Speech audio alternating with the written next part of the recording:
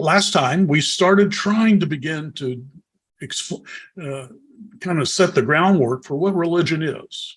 And you remember we did stuff on the whiteboard, where you told me different things that, and now we've been looking at some different comments and explanations, definition attempts by different scholars of note. Not all of them are going to be scholars, but significant people who've been people of note, who've had something to say about the subject of religion, to kind of try and get as broad of a picture of what religion is as we begin to try and study it. So we looked at these comments by Medford Spiro and Friedrich Schleiermacher, and by Whitehead and by Immanuel Kant, but I'm not going back to repeat that story again. So, oops. I keep hitting the wrong button here. Okay, so there we go. So the next person who has something to say for us in this study of what is religion is John Dewey. He was an American philosopher who lived from 1859 to 1952. And his comment on religion, looking at religion as a subject, what is it? He said, he talks about what the religious is. Okay, so religious describes what's going on in religion. So he says the religious is any activity pursued in behalf of an ideal, because of that ideal's general and enduring value. So basically, he's saying alignment with value is part of understanding what is ultimate in the universe. We often use the word when we talk about what is of greatest value, something that has general or enduring value.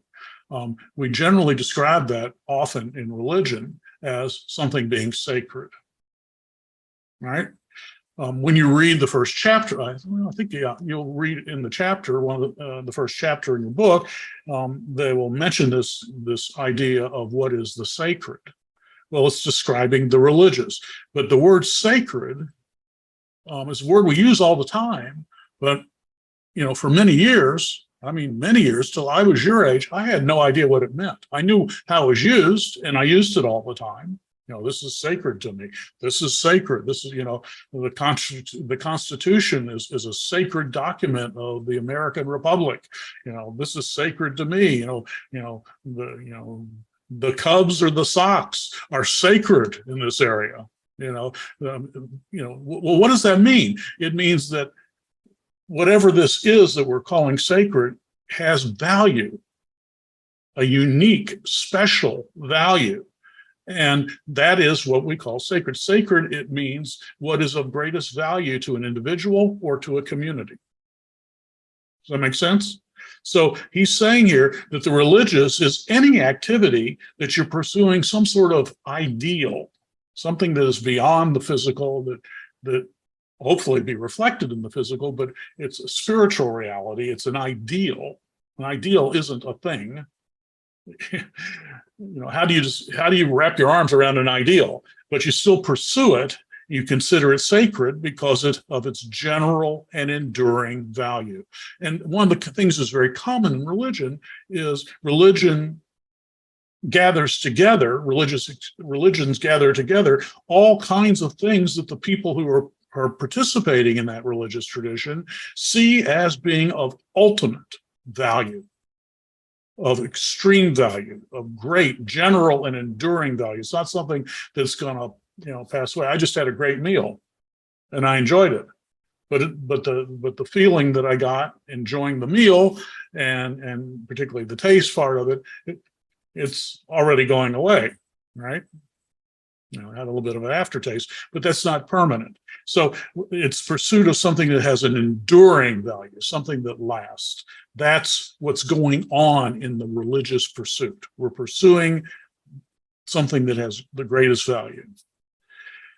Paul Tillich was a German-American theologian, and he was technically what you call a Christian existentialist. I'm not going to get into what exactly it is. He died in 1965. And this Paul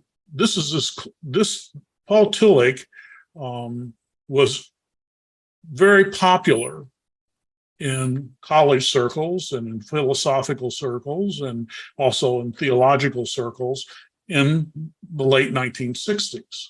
And in 1967, I became a freshman in college.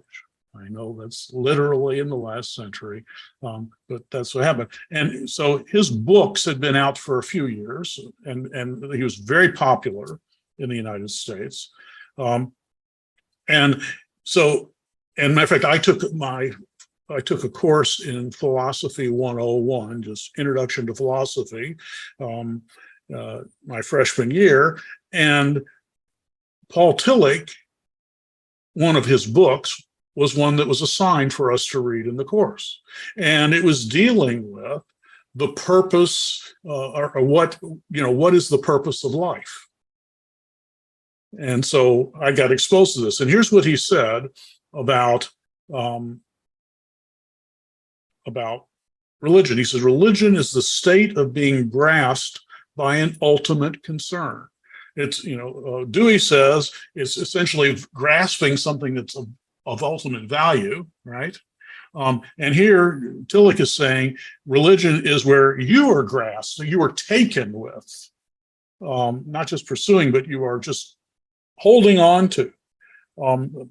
You're being grasped by an ultimate concern, which contains the answer to the question of the meaning of our life. And so he's talking about meaning, purpose. Often people say, what's God's plan for my life? Does God have a plan for my life, or am I just another animal that's going to be, breathing and inhaling and exhaling oxygen and consuming food, and then we're just a biological creature, and then I die, and there's no real meaning? The only meaning is the meaning that I make of it, right? Or is there something or someone greater who actually can help us see or point us to a overreaching, an ultimate idea of what our purpose of life is? Why am I alive? What's God's plan for my life? Does God have one? Well, now this is where, once again, I get a little personal here, but to illustrate it, when in 1967, when I was a freshman at University of Wisconsin in Madison, and I'm from Kentucky, Louisville, Kentucky, but I was at Madison, and what was going on in the world then was the Vietnam War was getting hot and heavy. Now, I had just graduated from high school.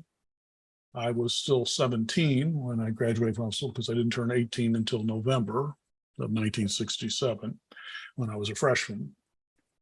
But once you turned 18, back in them there days, you were subject to the military draft. You could be drafted. There was an active draft going on to feed hamburger meat to the meat grinder that was the war in Vietnam. And, we had 500,000 soldiers in Vietnam. And, and things were starting to get hot and heavy. So when you graduated from high school, if you were 18, you had to register with the Selective Service. And if you didn't get some sort of a deferment, permission not to go and join the Army or some other branch of the service, the only way you could stay out was to stay in school, go to college. Well, I was planning on going to college anyway, but already in 1967, when I was a freshman, only 17, and I hadn't had to register for the draft yet. Well, I had, because 18 was coming up, but couldn't even possibly be drafted yet. But I already had some friends who didn't go to college for one reason or another. They couldn't afford it, or it just wasn't in their plan for their life. And whatever their plan was, after they got out of high school, it was interrupted and they were sent to Vietnam. Quite a few of them. And I actually lost some high school acquaintances who died in Vietnam. Now, so the only way that and it was an incredibly unpopular war, as you could probably imagine. And none of us could really figure out, why are we there? What are we doing there? I mean, it was, you could understand World War II. You can understand, okay, there is an existential threat in the world that is swallowing up Europe and Asia, both Japan and Germany, and of course Italy was along for the ride, but they weren't accomplishing a whole lot because they weren't very powerful, but they were, Europe and Asia were being swallowed up.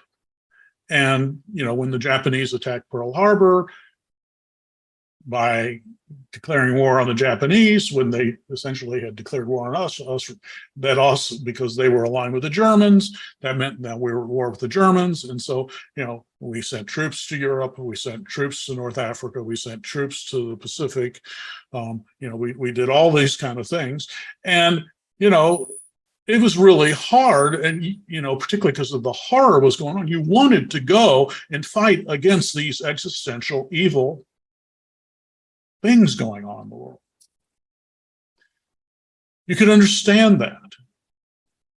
You could say, yeah, I don't want to do this, but I need to do this because somebody, they're attacking us. So we're going to defend ourselves, and we're going to do what's necessary. But Vietnam wasn't like that at all. We were meddling in another nation's internal business, and the side that we were supporting was totally corrupt and totally unjust. And the North Vietnamese were maybe a little bit less corrupt, but it was just horrible. I mean, so many Vietnamese were just being massacred, and we went there and stuck our nose in it, and so nobody wanted to go there. I mean, there were a few people who said, if there's a war, I want to be in it, because they felt that that's their job to be, that's their calling to protect people. But anyway, so this was kind of hanging over me as I started as a freshman, that if I didn't make substantial progress towards a 4-year degree, I would lose each year, I would lose my student deferment. What that meant was that if I dropped on a 120 credit degree, standard bachelor's degree, 120 credit hours, I needed to make progress of 30 credit hours successfully completed each year. Now, I don't know if, summer school was just catch-up time, right? Or make-up time, but you couldn't take a bunch of classes in summer school, and most people didn't do it back in those days. But that basically mean there were 2 terms in the year, 2 semesters in the year, and that means you had to take 15 credit hours. That's 5 courses. That's not easy to do, right? And so there was this pressure to take a heavy load of courses and not to screw up, because back in those days, if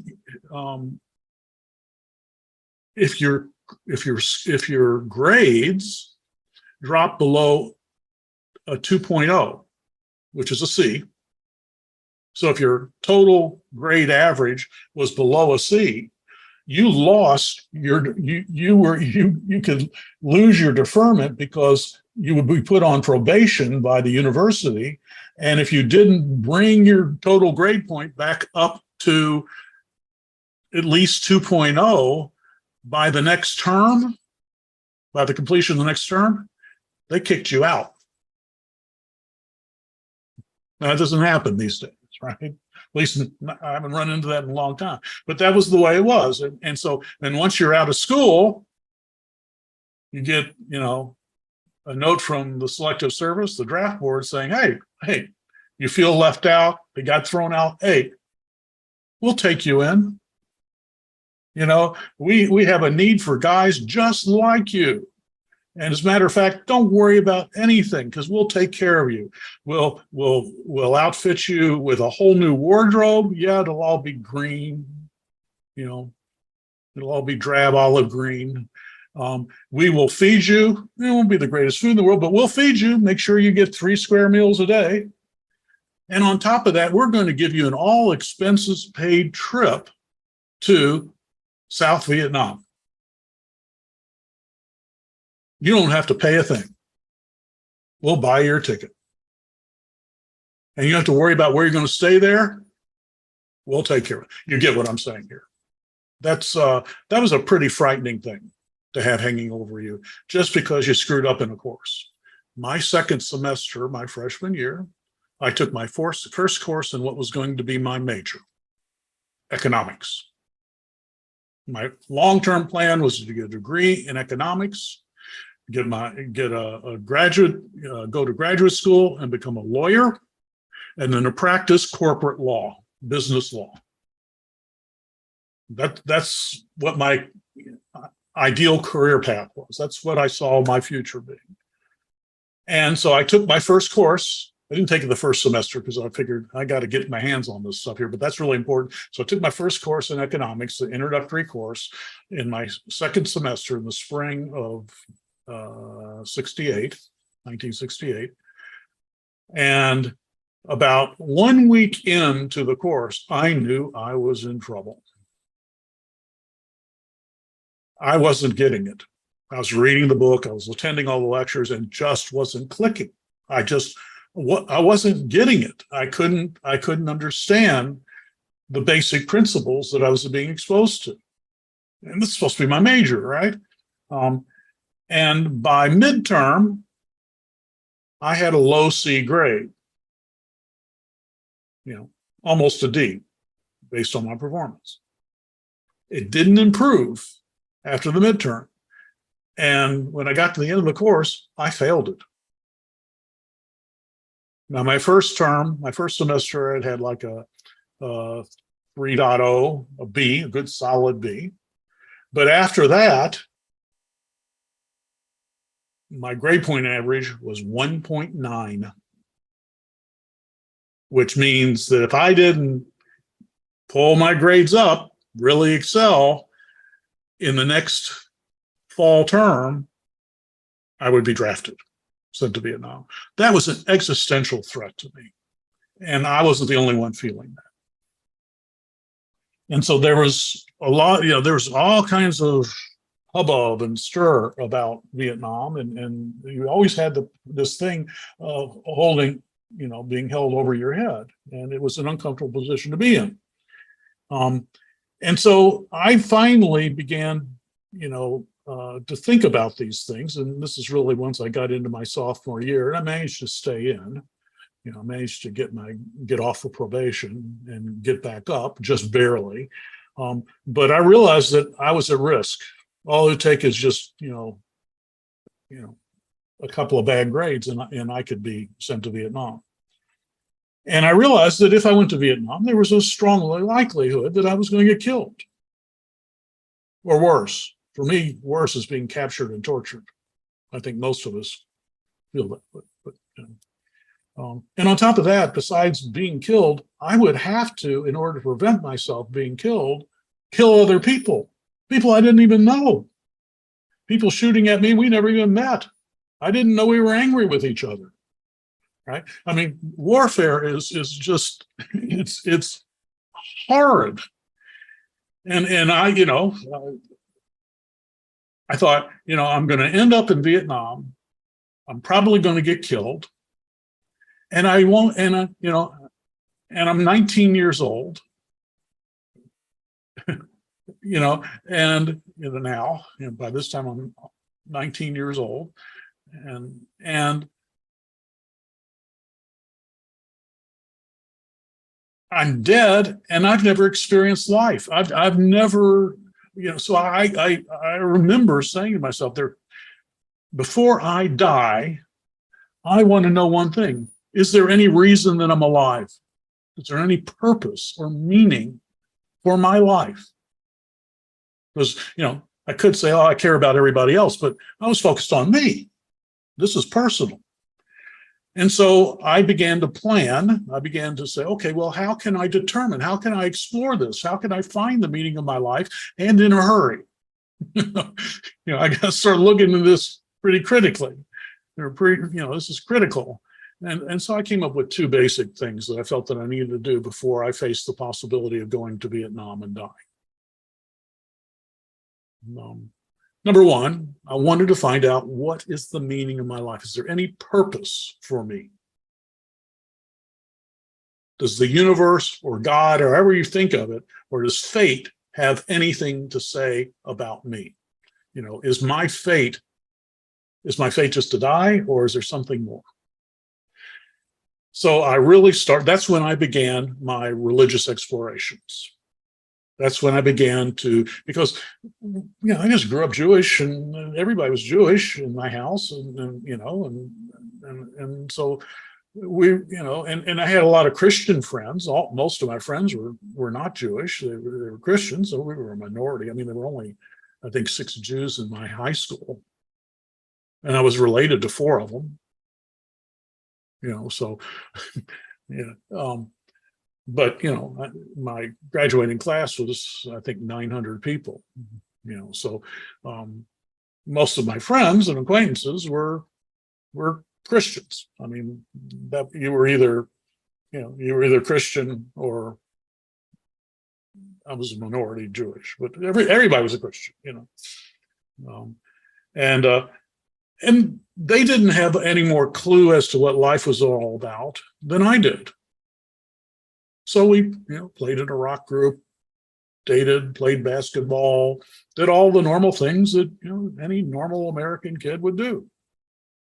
But none of us could say, here's meaning. And I didn't have that from my Jewish background. I mean, it was there, but that was not a resource for me. And Christianity wasn't a resource for me either. So I began to explore Hinduism and Buddhism.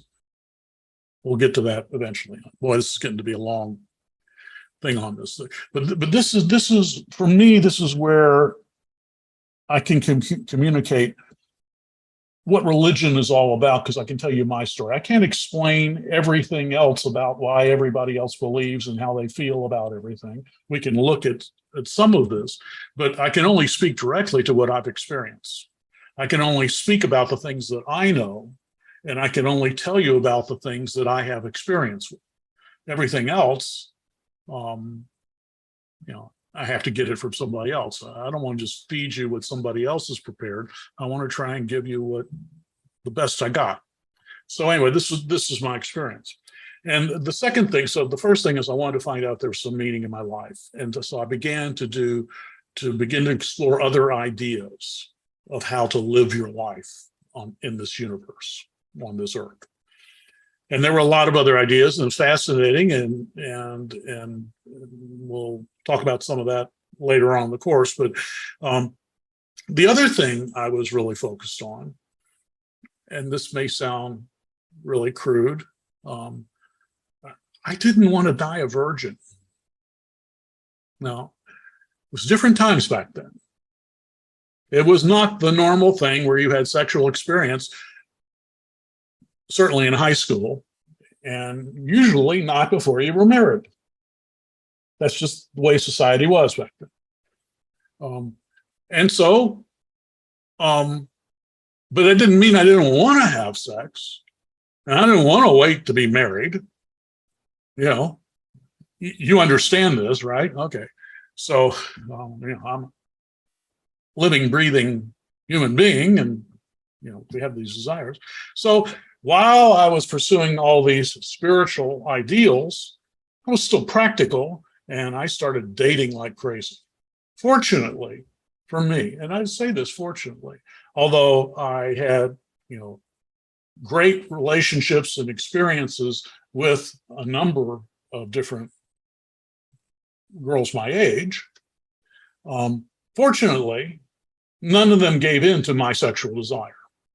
They preserved themselves from my hunger and also preserved me from it.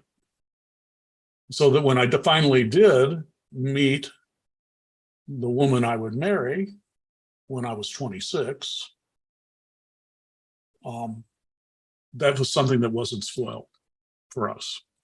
But I'm not trying to preach at you. I'm just telling you this way. But in the meantime, though, I wasn't trying to leave that at rest. I was working on that just as intensely as I was working on the religious stuff. So don't think that I'm some sort of spiritual person. I'm just me. I'm just like you. We all have these things going on. Anyway, so, but this whole idea of finding the meaning and purpose of our lives is one of the main things when you talk to people or when you hear about other people's religious experiences. This is a real common element of the religious experience of humankind. To understand what's going on, who I am, what the universe is, and how I fit into all of this stuff. All right, that was a long dissertation. Which brings us to, and I can do these real quick and then we're going to take a break. Some non-theologian philosophers. Sigmund Freud, the Austrian psychiatrist, one of the originators, of the whole area of psychology and psychiatry. Difference is a psychologist and a psychiatrist is a psychologist and a psychiatrist both deal with the same thing, but a psychiatrist can prescribe medicine. Right. But anyway, so the father of this was Sigmund Freud and also Carl Jung. But Freud, he was, by the way, he grew up Jewish, but like me, although he was living in the 1930s, when he became famous, 100 years ago, but like me, he was exposed to Judaism growing up, and whatever he learned in the home and whatever he experienced in his religion, it wasn't satisfactory. There was something lacking. And so he was trying to understand the human condition and how to deal with the human condition. And, as you probably know, he came up with, his idea, his principle is that all the suffering that's going on inside of us, that most of that is a result of experiences we had as children. Because growing up is traumatic. Just ask any baby who's ever been born. They'll tell you how traumatic it is. Right? Yeah. So they got it right. They come out of the womb, they know what's going on. This is traumatic. And, so yeah, it's traumatic growing up. But anyway, so he associated problems that people had that later became neuroses, illnesses, what we would call a mental illness or an emotional illness. But it's something that takes place in the mind, was caused by bad experiences in childhood. And his comment on religion was, he saw that religion was often comparable. The experience of religion for most people, actually growing up in religion, whatever the religion is, often has traumatic effects on people. And so he really said that for him, religion is comparable to a childhood neurosis. It's an illness, But the good news from his perspective is you can get over it. Because whatever it is that's caused this turmoil on the inside, his whole approach to medicine was, we have a way, a process, a treatment that can help you deal with these childhood issues and get free from the suffering. Just give me $350 an hour, lay down on my couch, and tell me about your childhood, and we'll find it. All right. So, but it's a legitimate thing, because he ran into people who had problems that weren't physical problems they weren't external problems. It was stuff, it was self-esteem issues and guilt and all kinds of things, or what we just know as, often referred to as sin, is something goes on inside of you, you experience internally.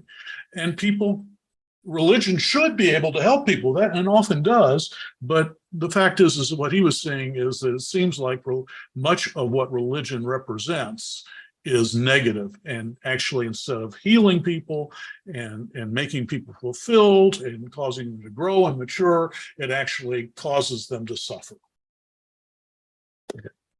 And that's true. There are a lot of elements when you study the religious traditions of the world and how people live and how people deal with those. There's an awful lot of suffering that is religion made.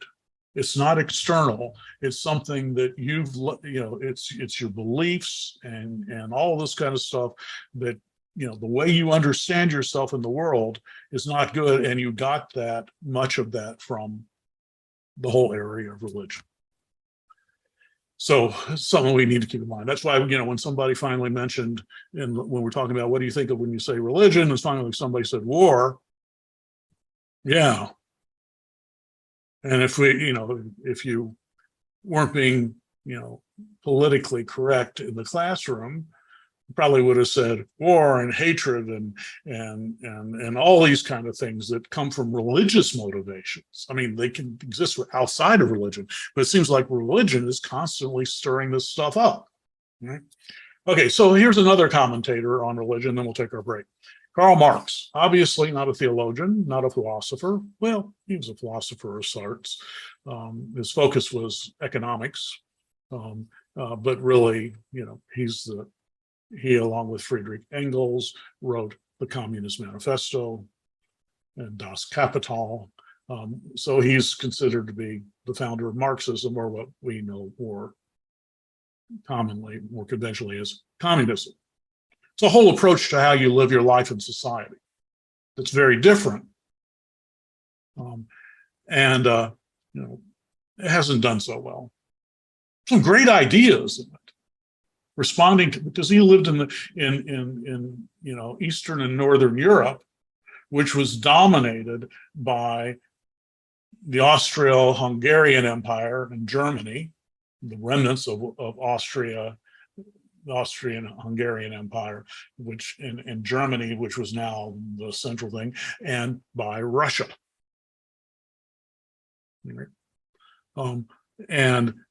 These were very powerful and oppressive authority systems. And so the average person and the people who had money had all kinds of money, and there was no middle class really. You were either super rich or just poor.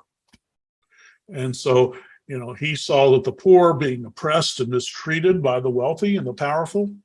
And so he saw religion, and the solution was, let's overthrow the elites, let's overthrow the establishment and put the people in charge.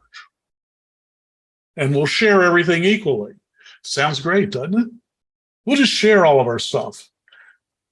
So we'll combine all of our money in this class, and we'll just redistribute my wealth and your wealth and everything else to everybody, so everybody has the same thing.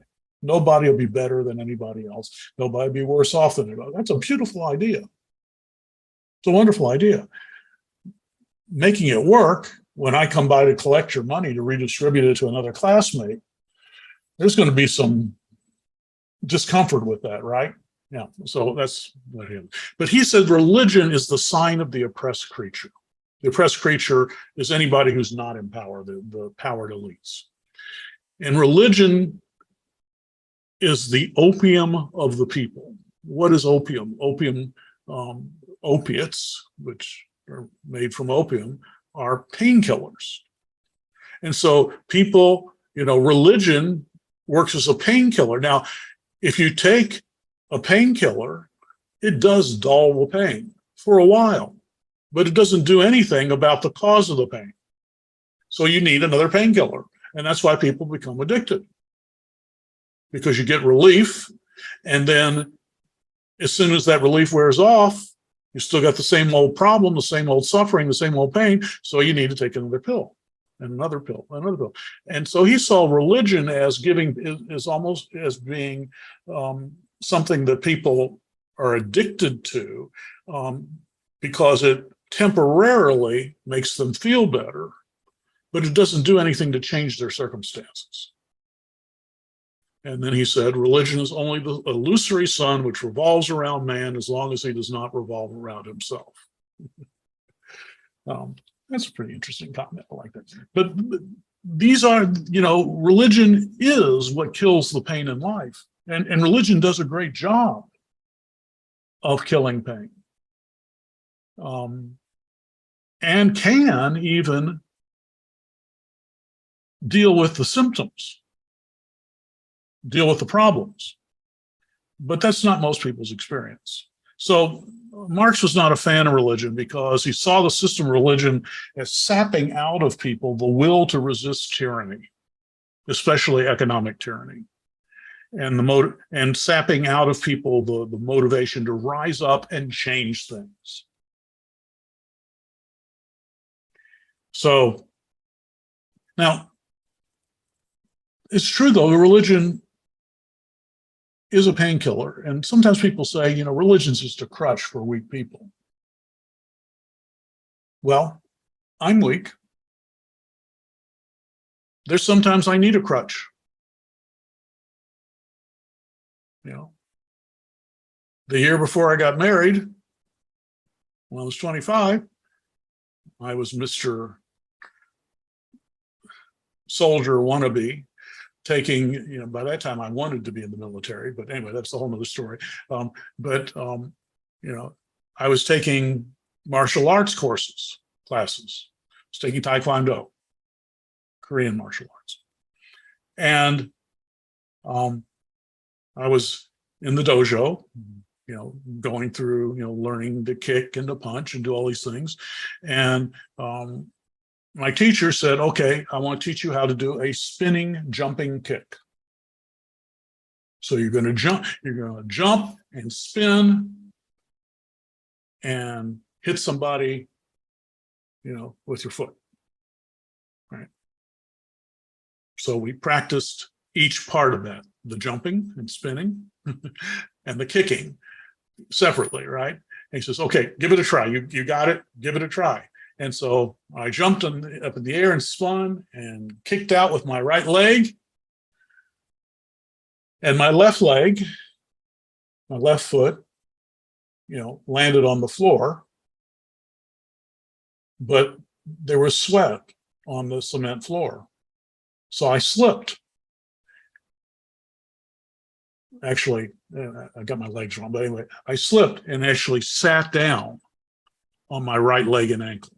Collapsed on it, fell. It just came out from under me. And I got all tangled up in the air, and then I hit that wet spot. I had no way to stay up, and I just broke my lower leg and my ankle and all kinds of stuff. Ended up 11 months in a cast that came up to my rear end. It was all the way over my thigh for not 11 months, but 11 weeks. And then I got it off, and but during that 11 weeks, I still needed to get around. So they issued me a pair of crutches, and I needed those crutches for 11 weeks and really a couple of weeks after I got the cast off till I could really put weight on my leg again. On my foot again. So there are times in life where a crutch is the right thing for you, but it's only temporary. But, if people find help in their moment of weakness in religion, you can call that a crutch. Well, that's a good thing for a crutch, right? So, all right. So what I'm trying to do is I'm trying to get us to consider what religion is before we get lost in the details of different practices and beliefs. We're talking about what religion is, and I'm doing this to force you to consider all of these different things, because normally you say religion, oh, I know what that is, boom. but we don't. We need to explore this to really understand it. Otherwise, we'll get lost as we wander through all this stuff. All right, so we're going to move on to there are really only two more definitions to go through here, and then we're going to get into the subject of what is faith.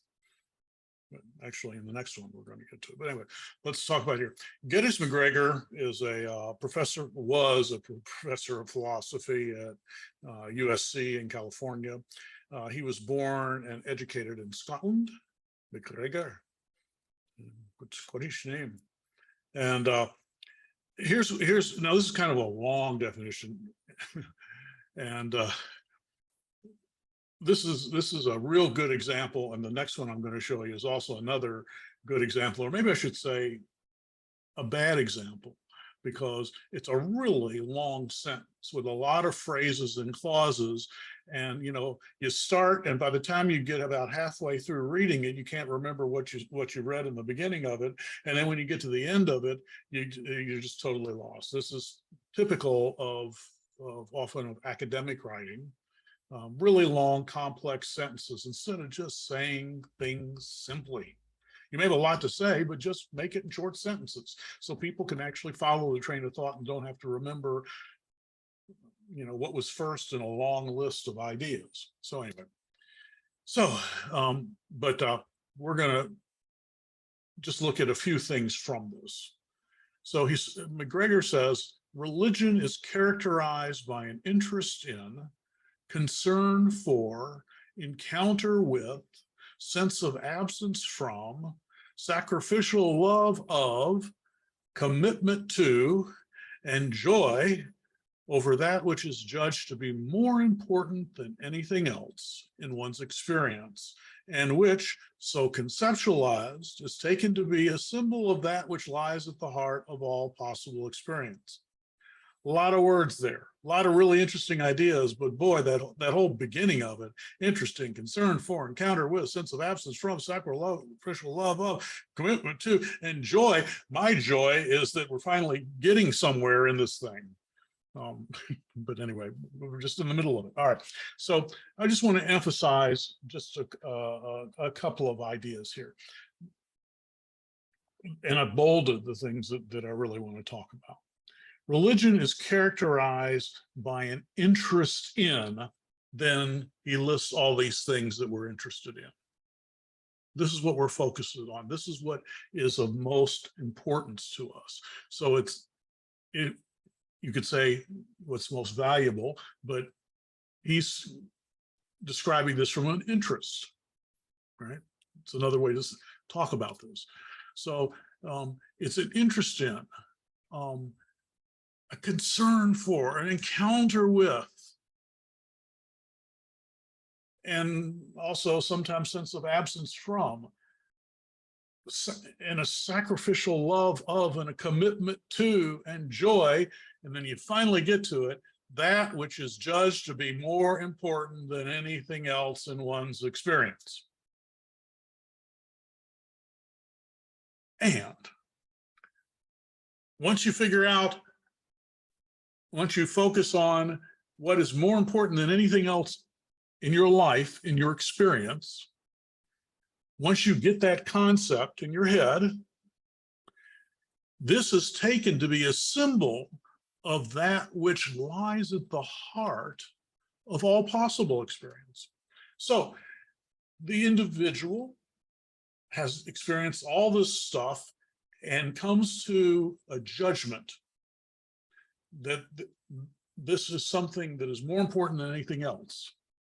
And then with that as the center of our thinking and our understanding, we take that to be symbolic, representing something about that which is at the heart of all possible existence. And this is where often the slip up comes in people who are following various religious traditions. This is what I believe. I believe with my whole heart. This is what it is. Don't you? Well, my answer would probably be, no. That's not what I see as the heart of all possible existence. And so we assume that because we've discovered something of greatest importance in our life, that that's what everybody else is looking for too. It's incredible arrogance on our part, but it is normal. You know, this is normal. And so, but religion is focused on what is ultimate and how we're connected to that ultimacy. And we recognize that if we are connected to the universe that we're in, that other people probably have a similar need to connect, but their experience, what happens, the historical stuff that happens to them, the things that they experience is going to be different. But we assume that everybody has the same burning desire for whatever it is that's in our heart is what everybody else, it's assuming that. And everybody should have what's in their heart. All right. So I can't tell you what to believe or not to believe. All I can tell you, I can't tell you how to live or not to live.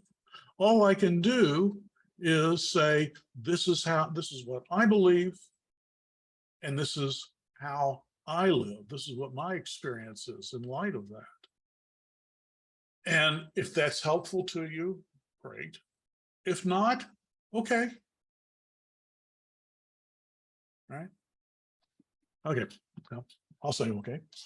So that's good. And this is a really important part. Okay, so let's move on to the next one here for an even more difficult piece of word salad here. This time I made it in bold and red. Because maybe it's because I was angry at having to read these complex sentences. But anyway, this is probably actually the most detailed and all-encompassing definition of religion that I've seen.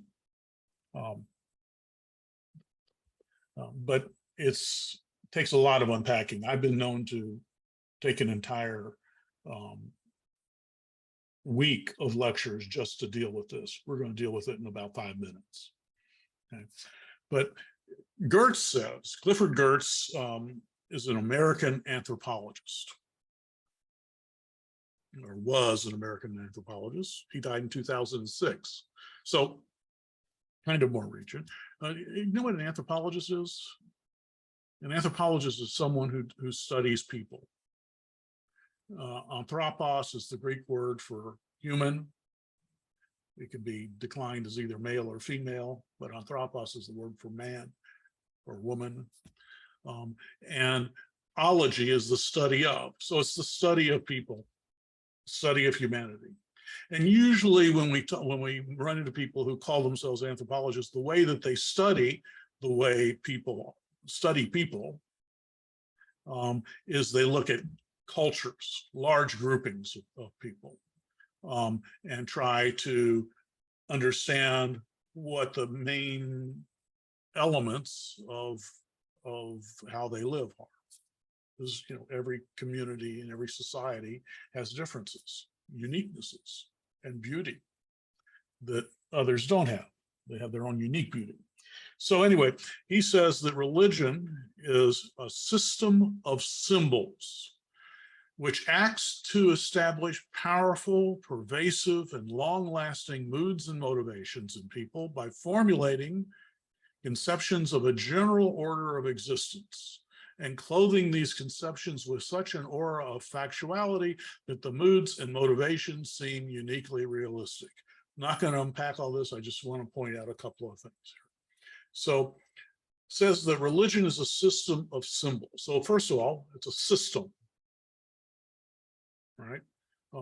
What you experience is just your experience. That's your personal religion experience, but religious experience. But the larger religion, when we're looking at a movement, a group of people, a community or something, he says it's actually a system, it's a structure. Something is built, something is connected together. And what they're connected together are symbols. It's like they're the bricks in the building.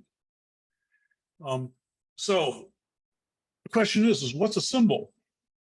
Is there anybody here who wants to come off mute and describe or explain what a symbol is without using the word symbolic? It's not easy, but I mean, I don't really know the exact way to define it, but I'd say it's like a sign or something. sure, that's perfect. That's a yeah. It's a sign. It's something. What is a sign? A sign is not the thing, right?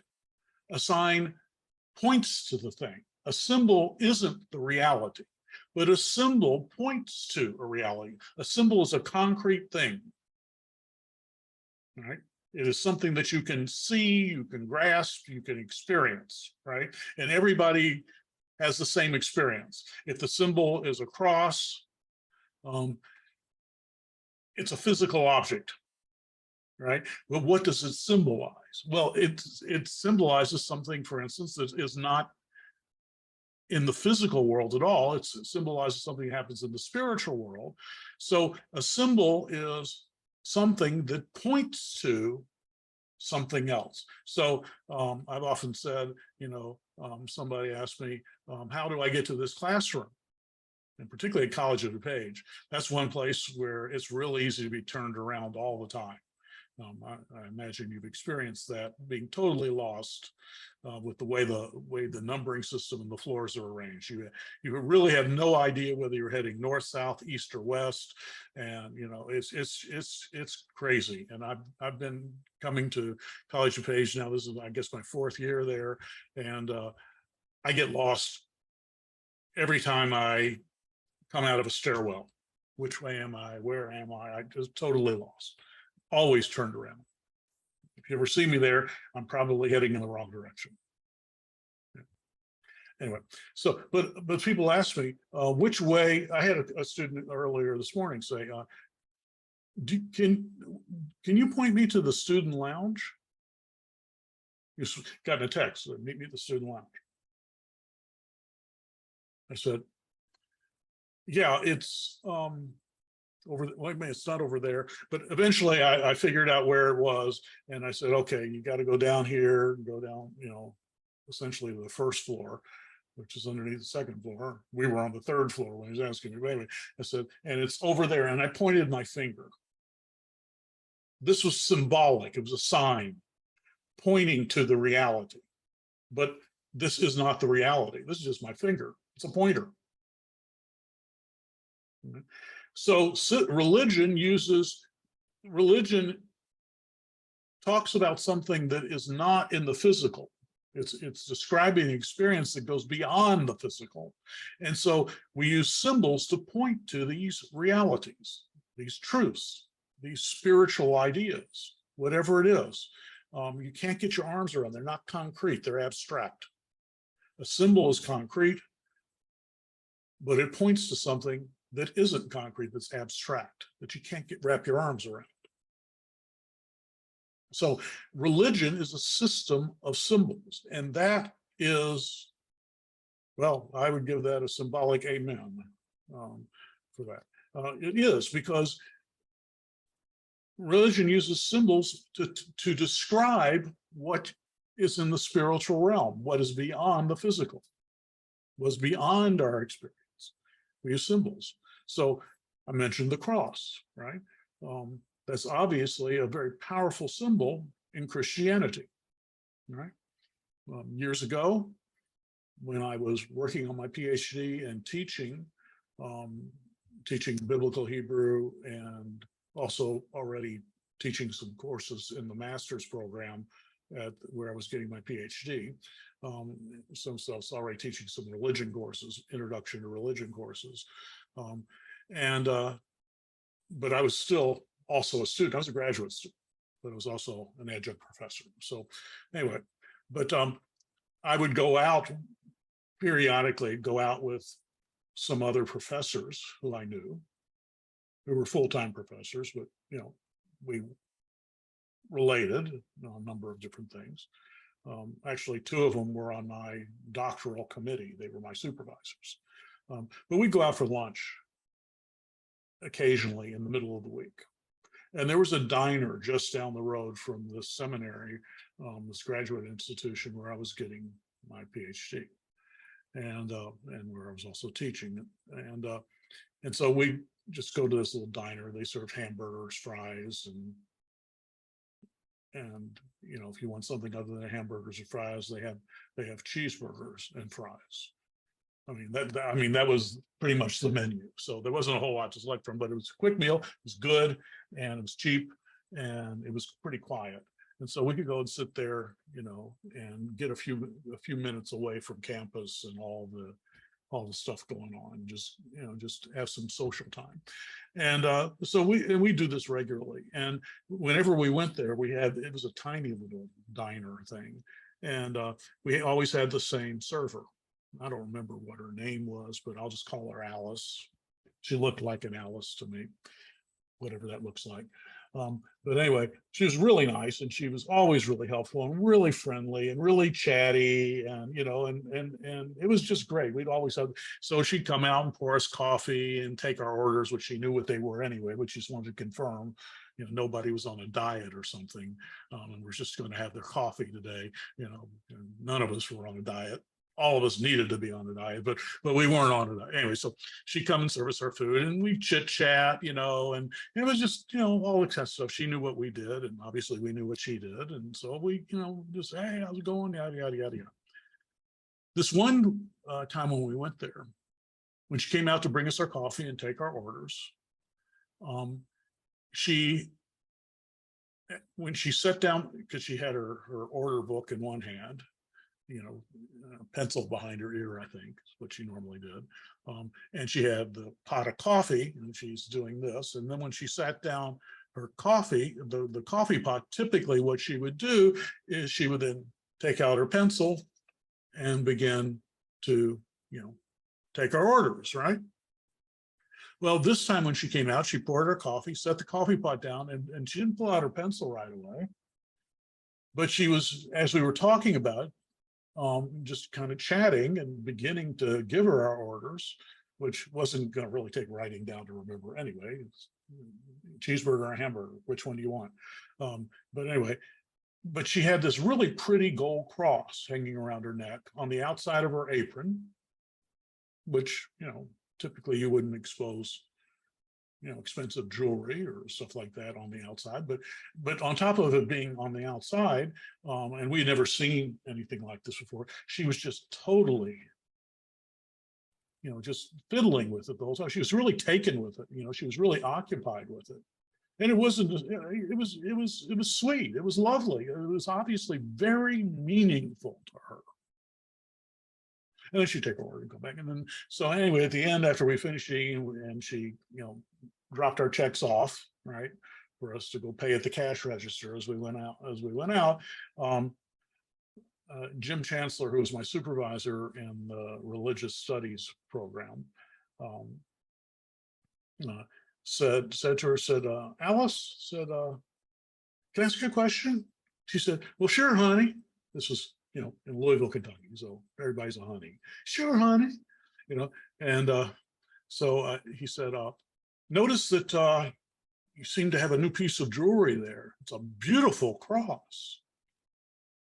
And she said, oh, thank you. Yes, it is. Oh, it's just so beautiful. And I'm sorry, I'm just kind of taken with it. I just can't keep my fingers off of it. I hope, is that okay with y'all? And he says, no, I think it's beautiful.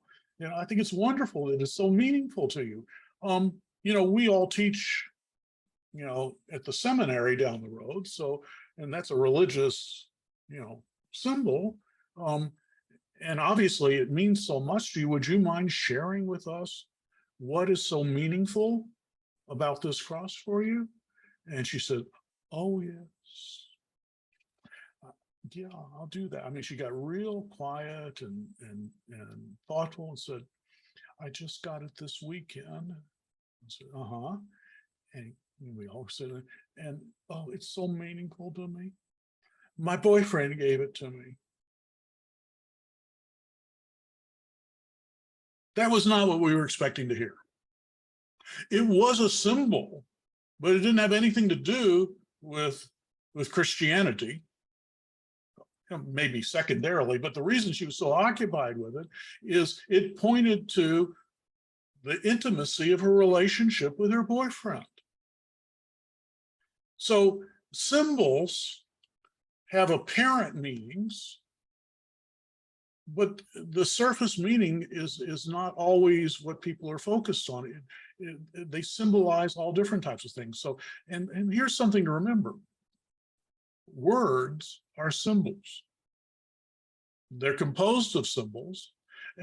So when I say class is a thing. This is a class. But this that we're experiencing is not every class that there is. It reflects a unique circumstance, right? So the point is that we see these symbols, we need to follow through then, and if we want to understand how these work, we need to hear what they mean to people. And we can't tell them, oh, that means you're a Christian. Oh, that's Star of David means you're a Jew. No, it could just mean I'm a sheriff. I've got a 6-pointed star and you're under arrest. I mean, you can misunderstand what the reality is behind the symbol for the person who is looking at the symbol. And words are symbols. And so when we say things, we say, I think I've said that pretty clearly, but I can guarantee you that if I were to sit down and we were to each of us to have a discussion, you would have all different kinds of ideas and may not have gotten what I was intending to say at all. Matter of fact, that's a common experience that I've had of doing public speaking in classes and teaching in various different places. People will often come up and say, oh, I really liked what you said about XYZ. And I know I didn't say anything about XYZ, but they're inspired, they're happy, they got some sort of thought, and they're not going to tell them, say, I didn't say that. Is that what you think I said? No, well, thank you. And then I scratch my head saying, did I say so? I wonder what I said. Or wonder what they got, right? So this is, and religion is made up of all kinds of symbols, acts, things that you do, celebration and ritual and memory and remembrance and honoring. All these kind of things are symbolic things that we do. And they establish a powerful, pervasive, and long-lasting moods and motivations as a result of what these symbols show us, what they represent. And all those symbols begin to come together to form conceptions, ideas, thoughts of a general order of existence. So we look at all these symbols and we begin to kind of put it together for ourselves. The symbols speak to us, and that becomes, wow, now I see, now I understand, right? This is the way things work. This is the way things are. This is what's real. This is what's important, right? And we clothe these conceptions of this general order of existence with such an aura of factuality. This is real. This is it. I see it. And you do. And so we give it authority. We say, that's a fact. That is reality. And that makes the moods that we had as we're experiencing this seem, and the motivation seem real, uniquely realistic. That's helpful to think about this as we consider what is religion. But it brings us to, not to another definition, but now that we've begun to frame the discussion, one of the things that we have to talk about, if we're going to talk about religion, is this thing that exists in every religious tradition, known as faith. And faith is a lot more than belief. Let me give you an illustration of this. I'm going to use this illustration, and I think we'll be done for tonight. I'm going to go on to the next PowerPoint next time. But we're going to be talking about faith.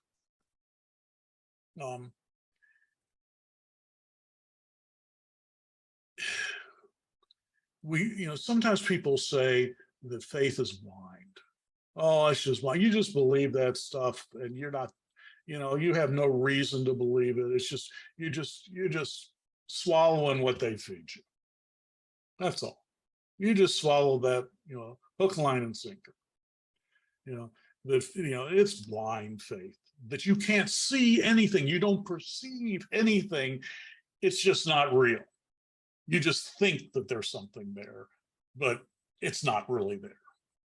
And so we call it blind faith, because you can't see. You can't say that you see these realities that aren't physical. You can't say that.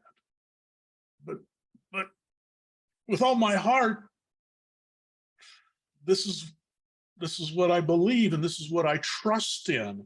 And we call that thing, that is not blind faith, just accepting what's delivered. It's what's going on in your soul, in your spiritual being, in the heart of your very existence. And we describe that as faith because it isn't just a belief. It actually involves commitment and trust in that view of how you understand the universe. Academically, we can describe the universe. We can do that scientifically. And, you can do this quasi-scientifically, but talking about what the universe is from a religious perspective. So you can study theology, you can study religion, and get all this data and try to make conclusions on what might exist or even probably exists. But that's not faith. Faith is when you perceive something and you commit to it and you trust it. And it's not like you can't let go of it. It's like you're in a hug. You don't want to let go of it, and it holds you, supports you. So let me give you an illustration of how faith works. It's more than belief. So imagine that the circus comes to town. It's probably not very likely that we're going to see too many more circuses, maybe Cirque du Soleil, but that's always too expensive for the normal person experience. But the old days when the Ringling Brothers circus would come to town, and there's always the high wire act, where the people on the trapeze would fly from one trapeze to the other, and then there was always the moment, and sometimes they do it without a net, right? And makes it, it's a lot of talent, and takes a lot of guts and a lot of practice to be able to do that stuff. But typically in a circus, one of the high points is when somebody walks the tightrope, from this high point to this high point across this steel wire, right? And they walk across it, and then they walk back, and and sometimes they take away the net to make it more impressive and more dangerous. And there's a family known as the Flying Wallendas that have been doing these high wire acts for over 100 years, and they've had many accidents, and many people have died, and an awful lot of broken bones and stuff like that. But they're, that's what they do. So assume that act comes to town, and you see this high wire act, and that's kind of like the big moment.